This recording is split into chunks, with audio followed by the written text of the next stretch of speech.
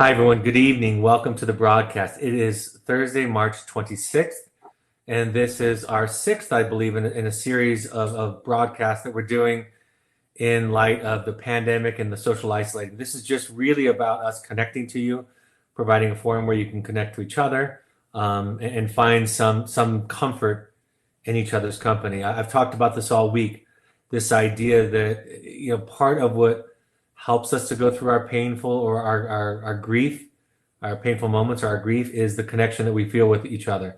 And so this period of social distancing is presenting a special problem for all of us, right? Where we don't have as many connections as we've had naturally prior to this time when we're being asked to socially distance from each other. So another thing that we're going to talk about, and we've been talking about all week, is meditation and mindfulness. And I'm going to simply introduce you to one of our therapists, Jenna Pacelli. And Jenna is going to take us through an exercise. I'm going to go off screen for this time, and I'll come back when she's done. And I'm going to go ahead and turn it over to Jenna, one of our therapists at Evoke Therapy Programs. Thanks, Jenna. Thanks, Brad. Welcome, everyone. I'm excited to lead you in some meditation. So feel free, if it feels comfortable, to close your eyes. Sometimes that doesn't feel comfortable. You can close your eyes, or you can just lower your eyes, lower your gaze. And if you keep the eyes open, my invitation to you is to simply allow the eyes to become soft, almost like when you see things and they're blurry because you're letting your eyes just soften. That's the idea here. So finding a comfortable seat. And if you're sitting in a chair, uncrossing the legs, both feet flat on the ground. And if you're sitting, maybe you're sitting on the floor, you can sit cross-legged if that feels okay for you. And just starting to take a couple of deep breaths and allow the exhale to pass through the mouth for the first few breaths. So you a couple big sighs out the mouth, in through the nose, exhale out through the mouth. 2 or 3 more of those on your own.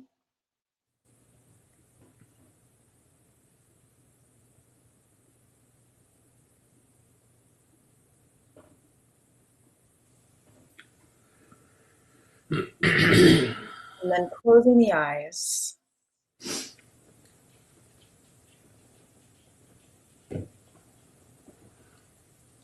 And simply scanning down through your body, just from the top of your head down to your feet, down to your toes.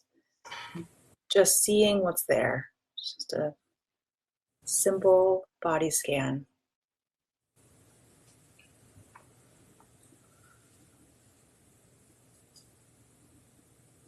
Noticing any sensation.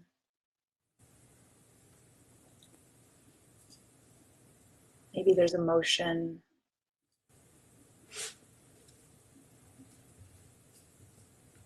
Maybe there are thoughts.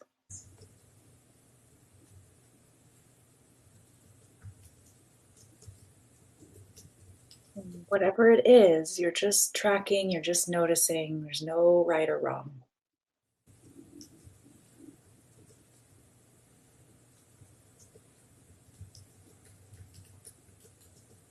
And becoming aware of the exhale. So starting to just focus on the exhale.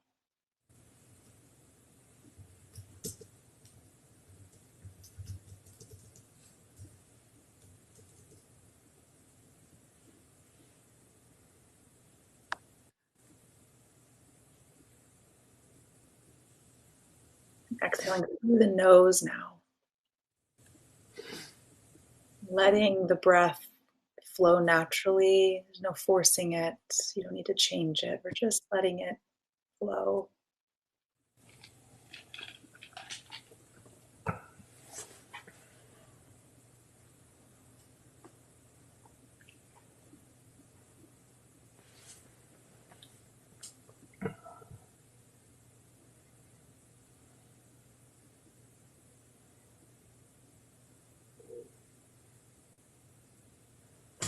And then simply counting the exhale. So you're going to count up to 10.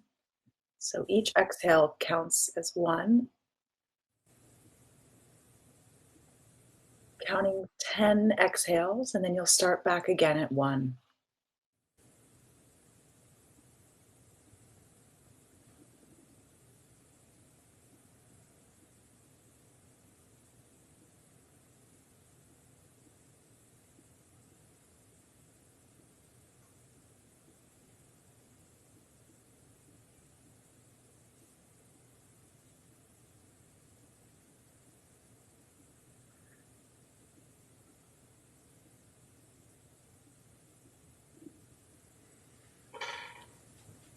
As soon as the mind wanders, just bring it back as soon as you're aware.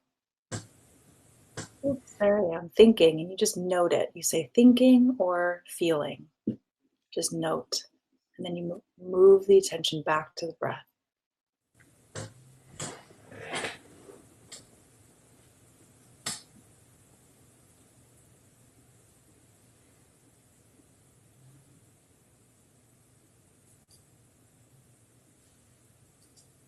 Thinking or feeling. As soon as you're aware, come back to the breath, count the exhales.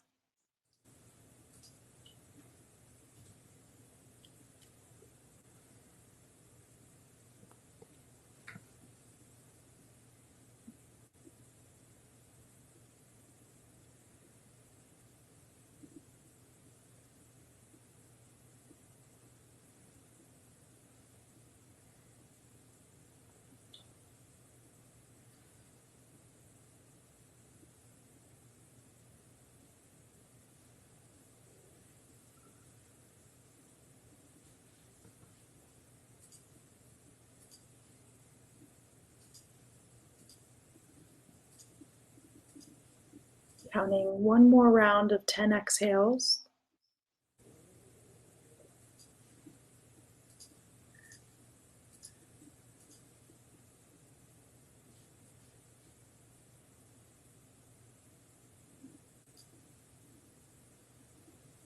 Noting, thinking, or feeling. And then return back to the breath.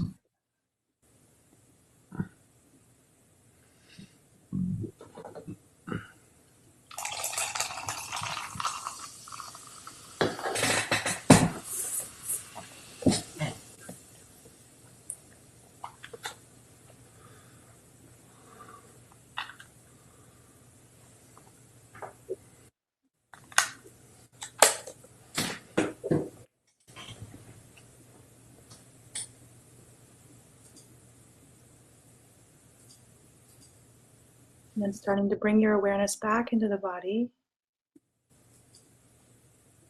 Noticing sensation.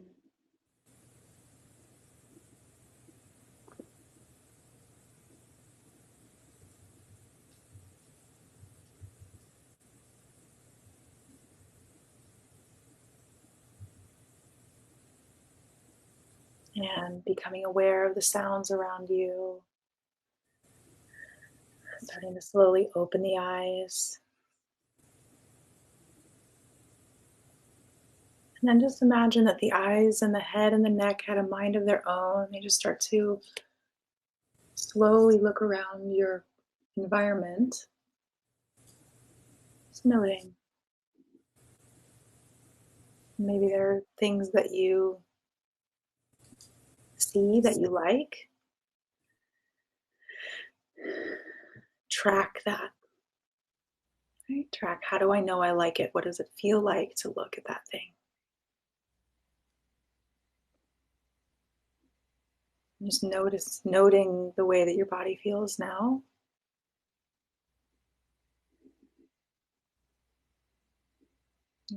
Coming back into the room. I'll pass it back over to Brad. Thanks, Jenna. Thanks, Brad. Anything you want to share with us before you wrap up? What I'll say is a little bit about that technique. It's called noting. Okay, counting the exhales and noting, thinking or feeling. And they've done research on that technique, and it can reduce charged emotion by about 50%.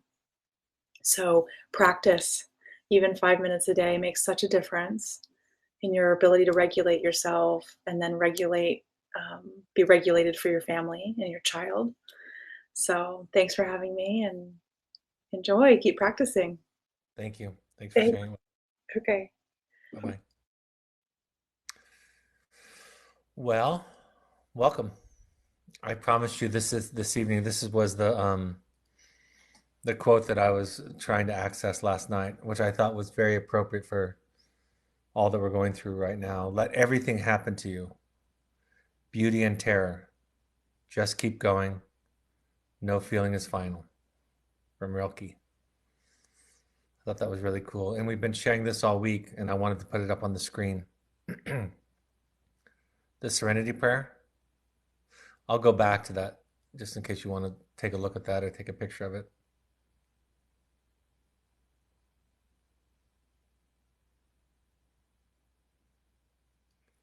And then I wanted to share the Serenity Prayer because that's something that we've been talking about all week. Grant me the serenity. And I've shared with you that if your higher power, you don't have a belief in a higher power, you can skip the first word and think of it as a meditation. Grant me the serenity to accept the things I cannot change, the courage to change the things I can, and the wisdom to know the difference. So we've been doing this a little bit different all week, where we've been just opening it up to your sharing, to your questions, to your even commenting on each other's questions or situations. So I'm just going to do that this evening. I'm going to ask you to open it up, anything you want to comment on. If there's been something this week that you've been learning or focusing on, I'll welcome that. If there's a challenge you're having right now, and maybe there's a specific area that you feel really proud of yourself for, then we can open that up. Just some of the comments. Susan said, "Thank you for doing this. Of course, you're welcome. 2 years since my adult son participated at Evoke. It has gone by quickly." Denise says, "Thank you," and Susan says, "Perfect." I think Susan posted that when we were looking at the Rilke quote. So, yeah, I don't have a curriculum this evening. Just want to open it up. If there's anything you want to share, questions, um, experience, strength, and hope. I think I told you last night we had our very first online parent support group. We had actually planned that prior to the COVID outbreak, but I procrastinated and put it off and didn't get it done until just the week before really everybody started going quarantine. So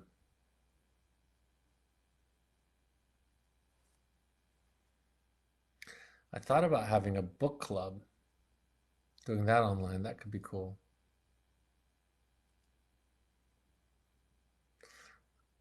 I didn't come with a lot to prepare tonight, so if you're waiting for me to do what I usually do, I don't have it tonight. But I'm happy to take any of your comments or questions. And by the way, the question can be related to COVID, social distancing, anxiety. It could also be related to any parenting, any relationship issue that you would like me to speak on.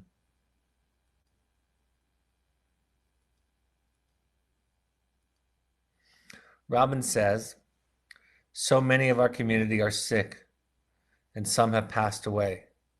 I'm having difficulty dealing with the sadness of what is and the fear of what will be and is coming." Yeah, I think that that's kind of a universal experience, and especially in Robin, I don't know what part of the country you're in. I can click on your name and see, and I think I know who you are. Especially if you're in and around New York City or Washington or any of the areas that are hit more profoundly by the second epidemic. I've been talking so much this week and talked to a couple of people in the last 24 hours, even where this experience, this pandemic, is really just a kind of emphasis on already what is present with our lives. And somebody shared with me yesterday that I don't know if I shared this yesterday, but this idea that how much we take for granted our tiny little escapes, right? The things that are so simple in our lives. like getting out and running an errand, being able to go out for dinner, being able to meet up with somebody. Um, so many things that when we aren't mindful, right? That's what a mindful practice does, is it helps us to be mindful before the crisis, before the toothache, if you will, referring to that idea that the first thing that we think of when we get a toothache is the non-toothache. So mindfulness can help us be grateful for that. This period of time really shatters the illusion that we're in control. I was sharing last night with the support group, and I shared it in this group last night. I was sharing about how when I was diagnosed with multiple sclerosis about 3 years ago, about how I found comfort when I reached out to a friend who had a lot of experience with it because he had it in his family, and he responded with the simple words of "I love you and you're not alone," and how much comfort he couldn't cure my MS, but just his presence, even over the phone, made a fantastic difference in terms of the weight on my shoulder. For the first couple of weeks, I was depressed about my MS, and then somewhere at the end of about 10 weeks or 10 days or 2 weeks, it shifted into a gratitude. I remember I was walking out at our oasis, our field area. I was running an intensive, and as I was walking, I was noticing the feeling of the ground on my feet, and I started to tear up because my symptoms for MS, other people have much worse symptoms than I do. My symptoms is numbness in my hands and feet, especially when I move my neck a lot. Um, and I was thinking to myself, this was shortly after my diagnosis. I was thinking about how grateful I was that I could feel the ground at all. So there was a lesson in my diagnosis that was a lesson of impermanence, right? It's a Buddhist idea that everything is impermanent. In fact, in Buddhism, there's this idea that if we lived forever, it would actually be great suffering, that it is our temporary life that gives us joy, that we can appreciate what we have right now, that we'll gain a greater appreciation for it by embracing the idea of everything as temporary. So somebody was sharing with me last night in response a very similar story. After I shared mine privately, they shared it with me about how they've had a similar experience for similar reasons that I've had around my own diagnoses. I say to people when I share that with people, I share this with my family. It just was a stark reminder that life is impermanent, and that mine might have a name, but all of our lives are impermanent. I used to have this ritual with my now 12-year-old when she was much younger. And I used to say to her, I would say, everybody we know and love will be gone and dead in 100 years. So what should we do about that? This was our nightly practice. Might sound a little bit morbid or dark to some, but it was actually a beautiful practice with us. And my daughter would say every time, let's talk about the fun that we had today, the good things that happened today.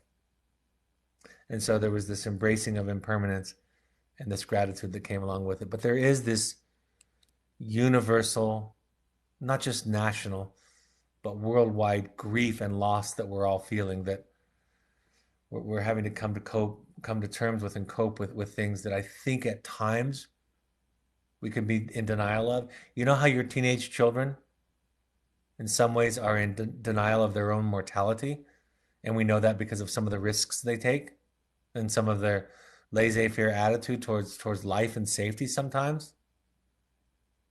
I think by some extension, a lot of us are less in touch with that at times. And this pandemic and what Robin is sharing with us vividly brings it up for all of us that it's not that way. It's not permanent. It's not forever. And lastly, Robin, thank you for joining us and thank you for sharing that with us and for unloading some of that here with us. Julie said, "How do you suggest working on boundaries when someone has never really used them before? I am new to working with them now with my son." Um, how do you work on boundaries when someone has never really used them before? I am new to working with them now with my son. I mean, My favorite book on boundaries is The Dance of Anger. I know there are other books, but I really like that one a lot. I'm quite fond of my recent book, The Audacity to Be You, because I think that talks about it in a more fundamental level, what it means to have a boundary. And really what a boundary is a shift from changing and manipulating others, even for positive or for good, to self-care. And that resentment, sometimes anger, but resentment is often a sign, a signal that we're practicing poor self-care.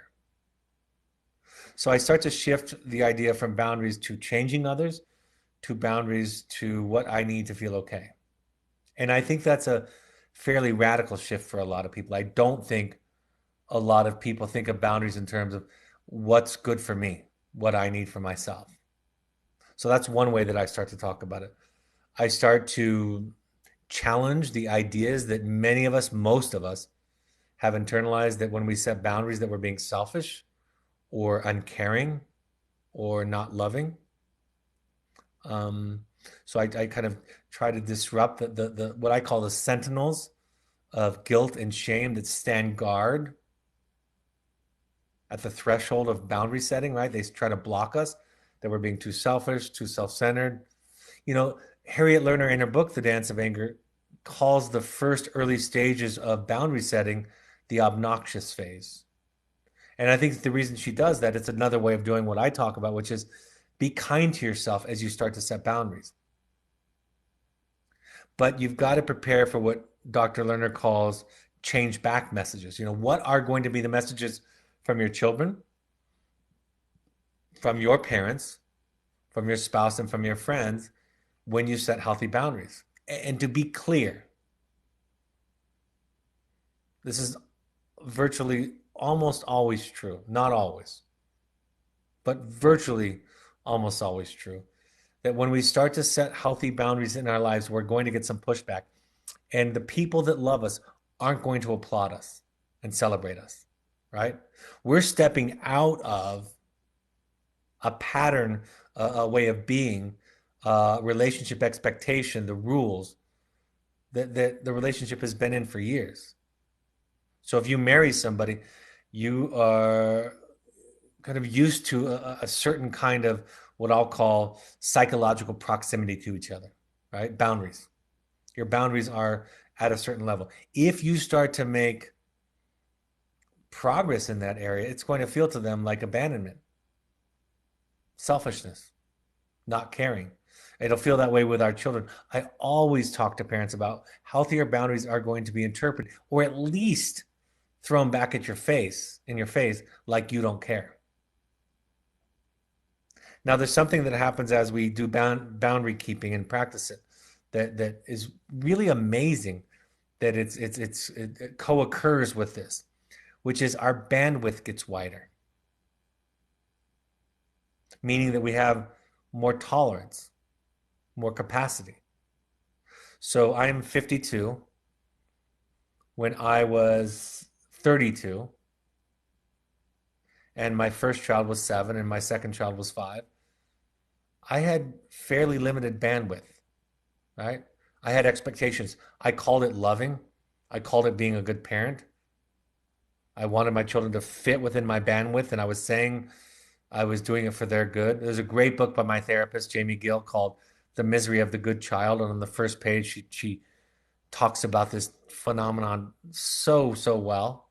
This idea that we really punish our children and call them out, and we call it love, and we say it's for their own good, but it's really just about our limitations of bandwidth, right? What we're comfortable with, and the child ends up feeling afraid and confused by it. So at the same time you practice and get better at boundaries, but you're taking care of yourself because that's what boundaries are about, you develop more bandwidth. And I joke about this, but it's true. You can show up in my therapy office or in my family, in my life personally, way more crazy than you could 20 years ago. Right? I have much more variation about what's okay with me. And it's not because I'm denying myself.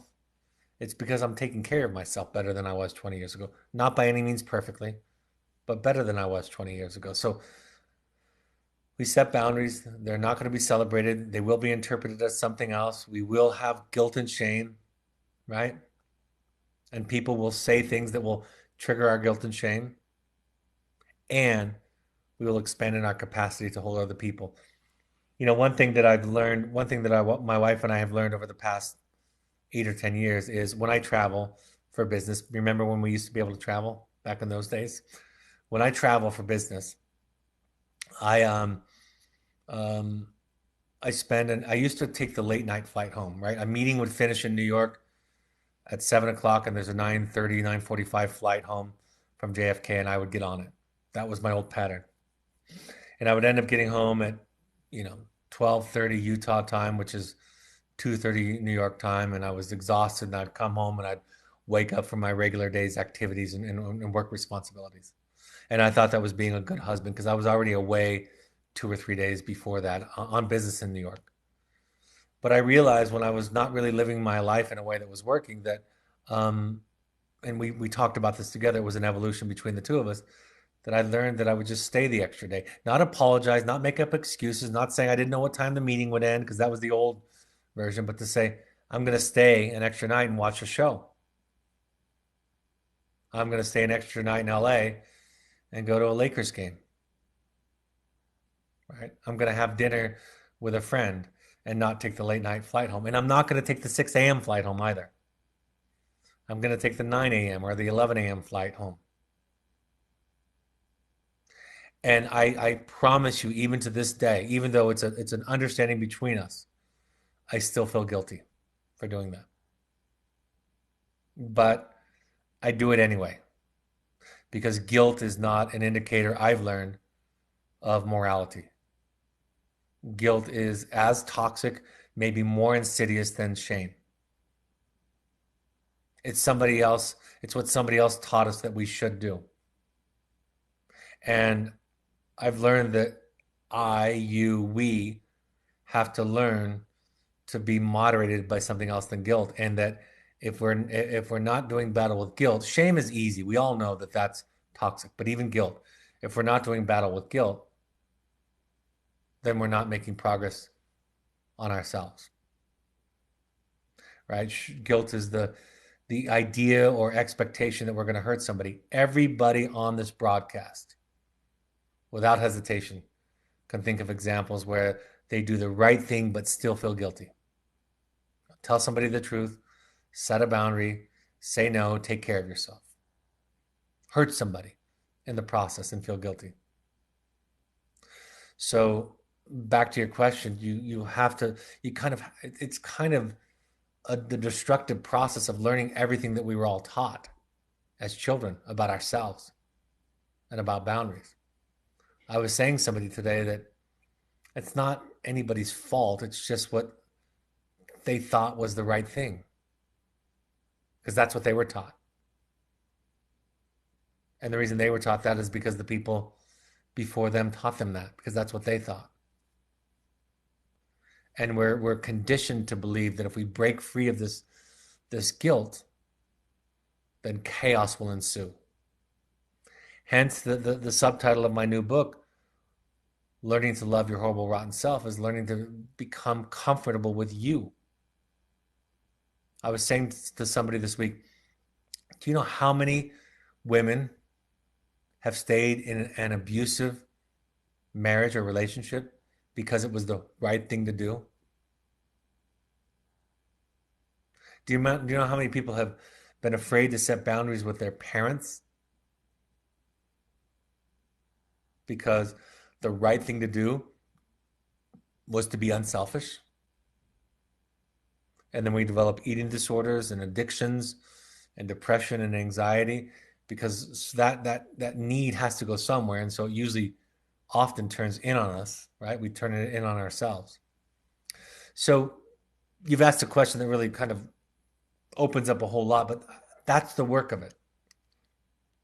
That's the work. And in my newest book, The Audacity to Be You, really what I talk about is I start with the self, then I go talk about others, and I talk about love, and I talk about therapy, and I kind of take readers through this journey about what it means to be human and to be in relationships, and what things we have to, what ideas, principles we have to destroy to get free. Um, I'm not sure what Carrie's silly question is, but I'll wait for it, Carrie, whatever it is. Susan says, my daughter was at Wilderness maybe 8 years ago and had a lot of ups and downs. Now 3.5 years sober. What's MAT? Methadone? Assisted therapy? Is that what that is? Anxiety around prescriptions being filled, medications not being available, Suboxone, medication assisted therapy. Okay. Um, Medications not being available, just have to wait until Saturday to deal with what happens at that moment in the pharmacy. Worried about my daughter's fragility, having also survived suicide attempts several years ago. Yep, it's scary. I think I shared this with some of you just the other day.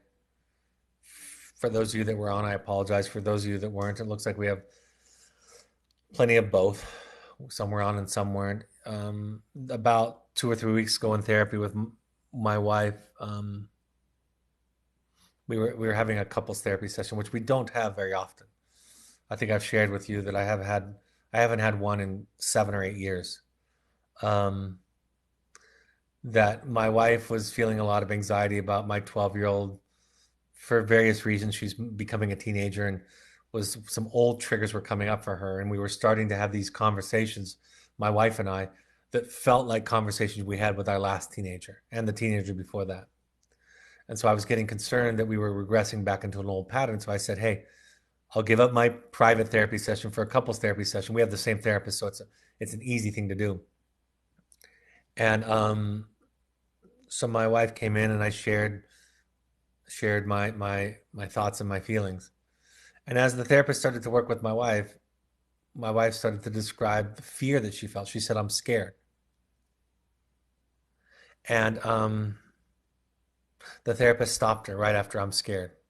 She said, just stop right there. And my wife said, don't I need to go on and explain why I'm scared to him? Kind of all the ins and outs of it. And she said, no, it's just you're scared. My wife identifies as having an anxiety disorder. And she said, I'm scared. And I turned to my wife. I mean, I was already turned to my wife, but I put my hand on hers, and tears started to come in her eyes. And she started to get really in touch with how scared she was. Not just now, but all the time, right? The two were blended. It was specific to this situation, but it was also this underlying electric buzz for her. And I touched my wife's hand and I said, I can hear that. I can hear and sit with I'm scared. And she asked me, are you sure? And I said, that's easy. It's easy to sit with I'm scared. And then just several days after that, somewhere in between then and now, we were driving somewhere with my son just before we started the social distance, right before that. So about 12, 13 days ago. My son, we were driving the car, and my wife said, out of the blue, something happened, some discussion. My wife just said, I'm scared. I reached over and touched her hand. And my son said, Mom's been saying that lately. She's just been saying I'm scared without really explaining anything. And my wife and I looked over at each other, and her eyes were a little bit more wet than normal, than typical. And she just kind of smiled. We smiled at each other. And it's scary, and it's easy to be scared. And we have to find a place where we can be scared and it's okay. And some of these problems are unfixable. I said it last night. Your child's mental health issue, disorder, may not be fixable, at least not in the immediate, not by you. COVID is not fixable, not with science right now. And the circumstances around it are not fixable. Now, You can make all kinds of efforts to do all that you can do, but there is a spiritual idea of radical acceptance that some parts of this life are unfixable. So, yeah, it's scary. And I'm going to say this to every one of you. I'm glad you're here and I'm glad you shared it with us. And Malia, if anybody's commenting on any of these questions down below, because I'm just reading the public chat, feel free to click those in at any point because other parents might want to just share and connect to each other, to Susan, to Julie. Ellen says, it is ironic to me that the isolation I used to feel from my family experience, I had started to leave behind, and now I have to isolate. I am grateful that I got to that place and I'm able to reach out to others through experiences like this one. There's a lot of ironies to this, isn't there? Thank you, Ellen. This has been a nice hour for me. Um, the fourth day this week and 4 days last week. It's been a nice time for me to connect to you all by name.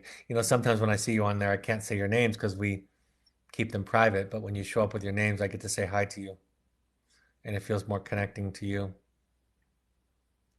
Debbie says, thoughts, comments to help me with my college student torn mourning loss. How to talk with her about her feelings. Comment by me. Daughter was that everyone seems to be making the best of the situation, but I don't want to. I'm angry and want to know when this will be over. I feel I am losing time with my boyfriend. Should I be with him rather than here at home? She went in to say she can't get comfortable with either choice. Um, yeah, Debbie, that's a really, really good thing to share with us tonight because, um, you know, I've shared with you some feelings, some gratitude, some making peace with it, some spiritual lessons with it, and not everybody's there, right? Like some people are angry. My children are upset.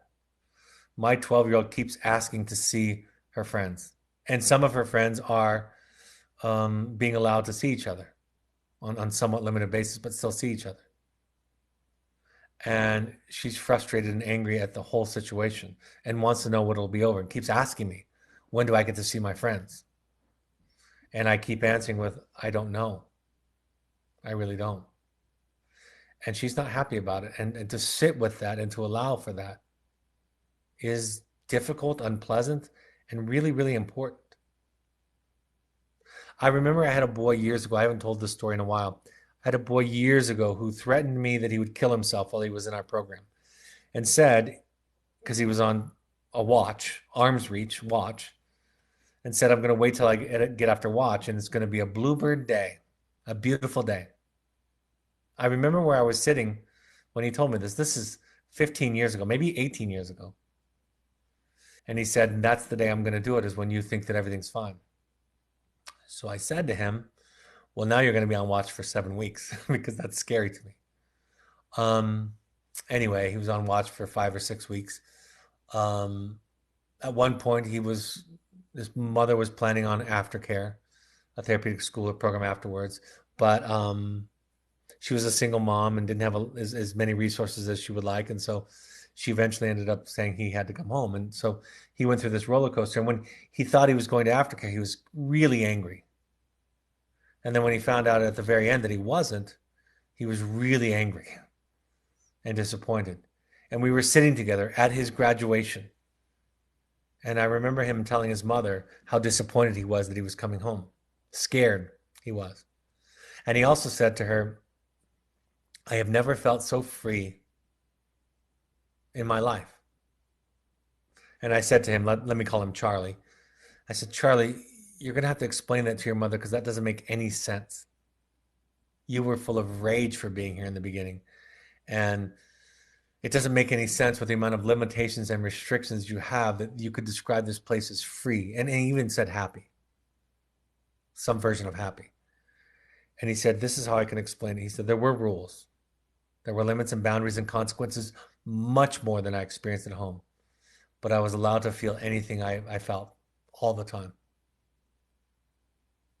I was allowed to be angry. I was allowed to hate the staff, to hate the program, to hate Brad, and it was okay. And people didn't try to talk me out of it. So back to who was it? Debbie's question, Debbie's comment. Ideally, we try to hold space for each other, and not everybody's in the same place. It's one of the challenges with grief work is that people. There's my Rhodesian Ridgeback in the background. Everybody's in a different place. Everybody's not feeling the same thing, and we try to make room for each other. And it's difficult when we're going through grief ourselves. It's a lot easier when you're not going through grief, but all of us are going through grief at the same time. Maybe I will hold, if there's a need for it, I would hold one of these for former clients and students only, former participants of the program only, if they would come and attend, so they could talk about it and feel whatever they're feeling. Susan says, thank you, Brett. I didn't know about your diagnosis. We are in New York City. My daughter's dad is a doc at the epicenter at Elmhurst. We are divorced but are not in communication. I am so proud of his strength and leadership. I am trying to practice radical acceptance of what could come. Wow. That is such a wonderful sentiment. I love you and you're not alone. It's all we can offer. Becky says, I have a question, but it says it has been sent for moderation. Do you know what I did wrong?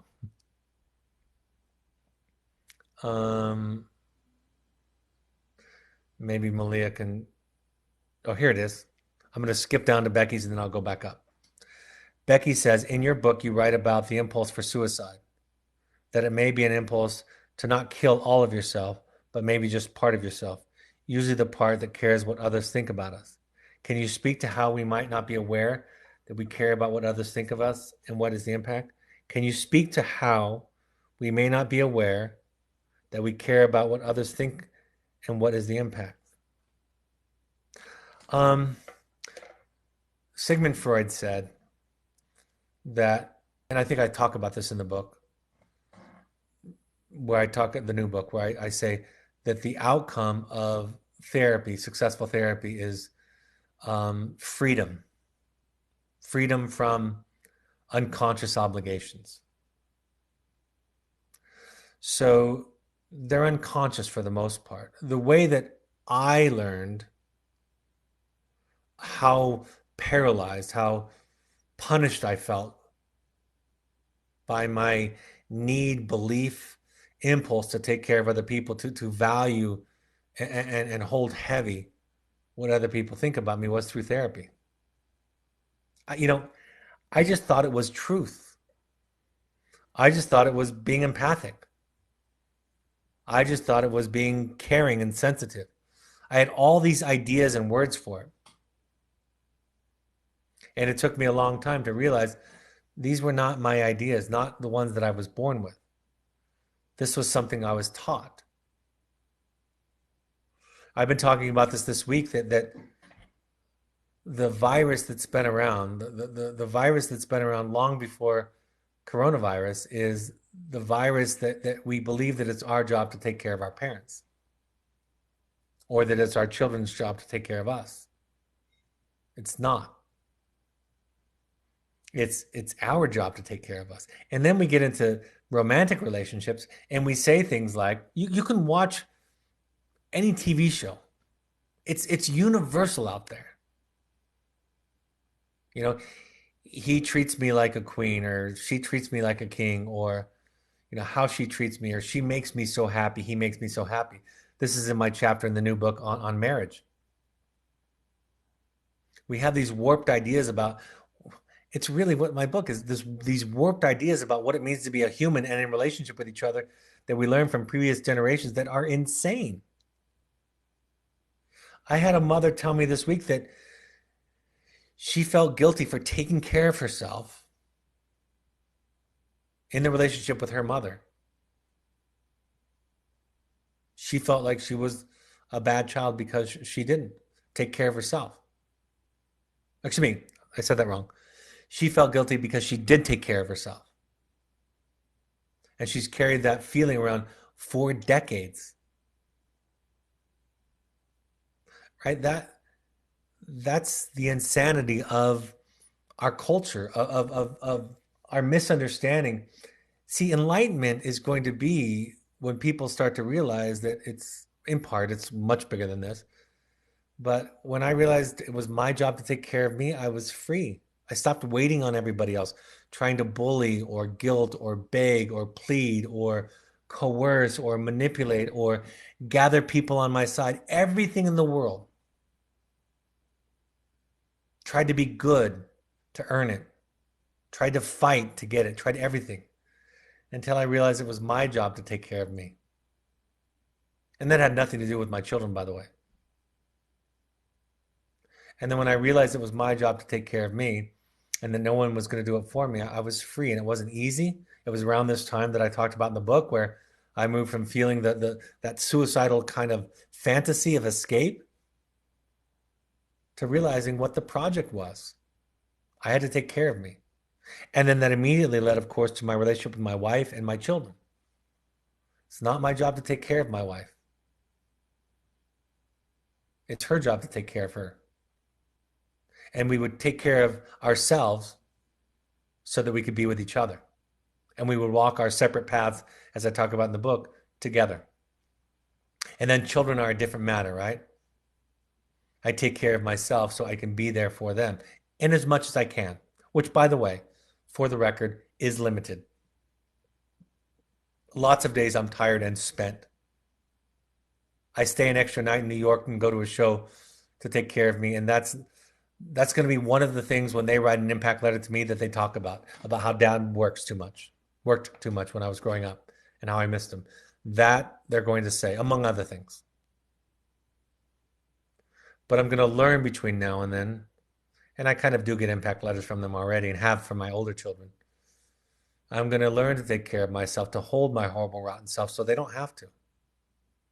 Because if I don't hold it, they will, and it will be harmful and crushing to them. So it's a lot of work. Decades. Susan says, I've been using the term radical acceptance.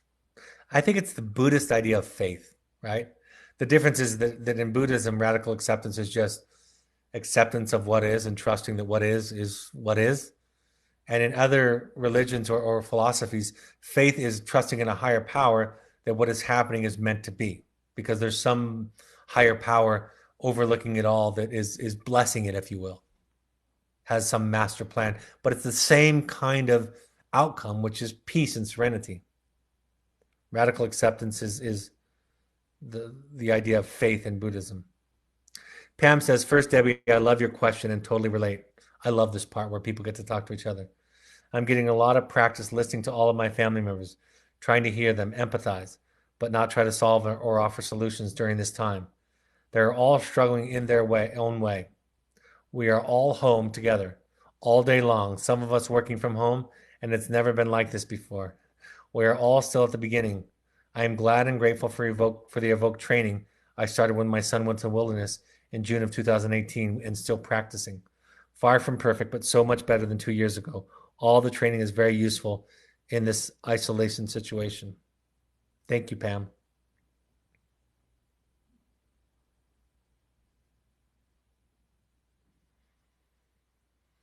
I got your typo, Susan. Jennifer says, my 17-year-old is coming home from sober living in a few weeks. I asked him if he wanted me to set up a schedule with his therapist. He expressed concerns about the cost since I am also seeing one regularly. When I reassured him I would handle it and asked him what he needed, he said he was all good. I know it's going to be a difficult adjustment coming home after 6 months. So when I expressed my concern with how he would manage that, he said he would be fine. At that point, I was ready to tell him my fears of him coming home, but stopped myself. Very good. How do I express them without making him feel responsible for them? Don't tell him. You just told us. Go to your Al-Anon group, go to your Coda group, or come here and you just did it, Jennifer. That was the right thing to do. Tell it to us. We can hear it without wearing it. He can't. And, one of the things that we learn to do in boundary setting, especially as our children get older and older, but if we start the practice earlier, it actually works. Is you take your children or your family members or your people, you take them at face value. And the reason you take them at face value, right? You respond to the answers to the questions. Then they have to use their words for their boundaries. You know how there's this old cliche, and I'm going to use old examples of that today would seem sexist if I just did it, but I'll just do it because I think it's going to resonate. Think of 1950s, 1970s.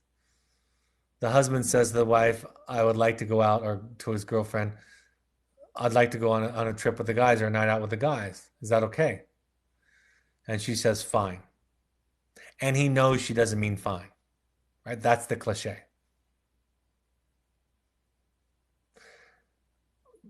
But if we start off relationships doing it, if we say to somebody, what do you need? And we take them at face value. If we do that with our children, we do that with our partners, we do that with each other, then people have to learn to assert themselves, right? Now, I can read from your description that your son is full of shame and guilt for the burden that he's placed on you, right? You're actually sharing a story that demonstrates the entire thing that I'm talking about today. And if you're going to read one book, aside from my new one, if you're going to read one book during this time of social isolation, read The Drama of the Gifted Child. It describes the landscape of what I'm explaining.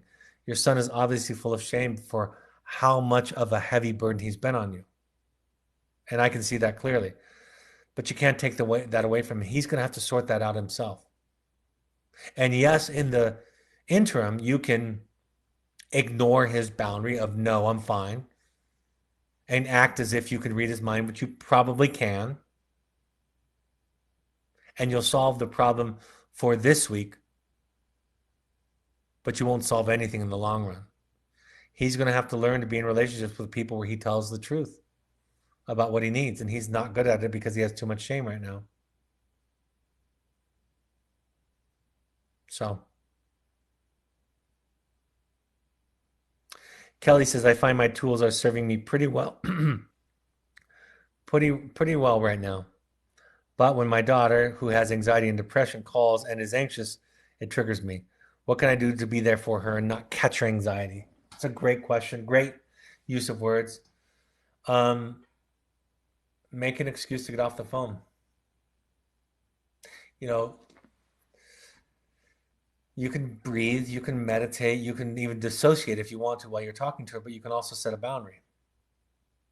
You can be busy, you can be unavailable to her, you can let her down and fail her, right? Because that's the alternative.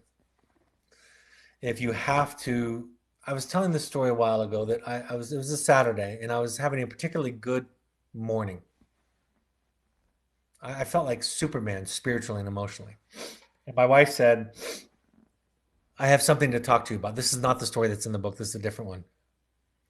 And I'm thinking to myself, I can take anything right now. She could complain about me for a half an hour straight and I'd be fine. I'm so full in my belly. So I said to her, I'm here for you. Bring it on.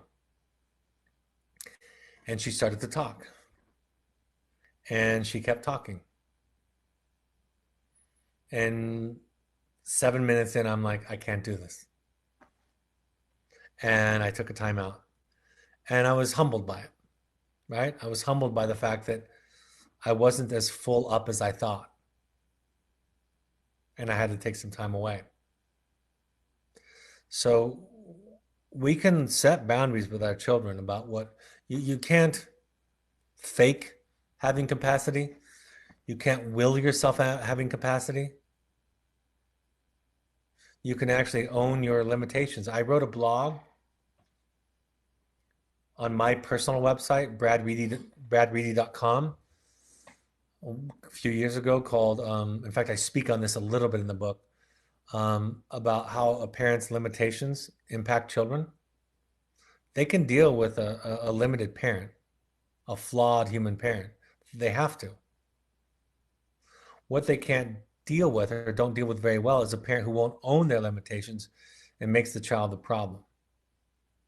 Instead of saying, I'm sorry, my cup is empty and I can't do this right now, what we typically say to our children and to others is, you're being too this or too that. You're too needy. You're too anxious. You overthink things, right? We try to talk them out of their anxiety as if the problem is about them, because we don't want to own our limitations. So we make our child the problem instead of us the project. So the work is to make you the project. The work is to own it. And it doesn't fix things immediately with your children, but over time you make you the project, and they can realize, they can deal with that. And they'll grow up knowing that they have a bit of a loser of a parent who gets overwhelmed easily and is kind of neurotic and can't take a lot. And they can cope with that.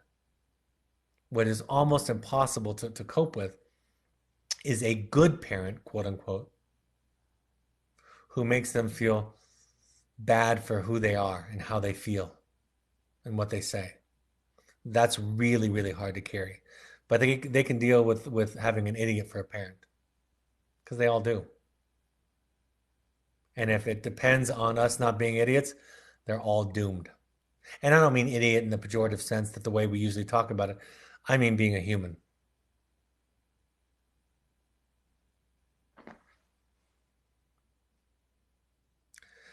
Carrie says, it took me so long to learn what an emotional chokehold I had on my now adult son. Very hard to make the shift away from that. It was hard to step back and see what I was doing. I am proud that I have come this far, but I feel sorrow that my son grew up with my doing this aspect of parenting so wrong.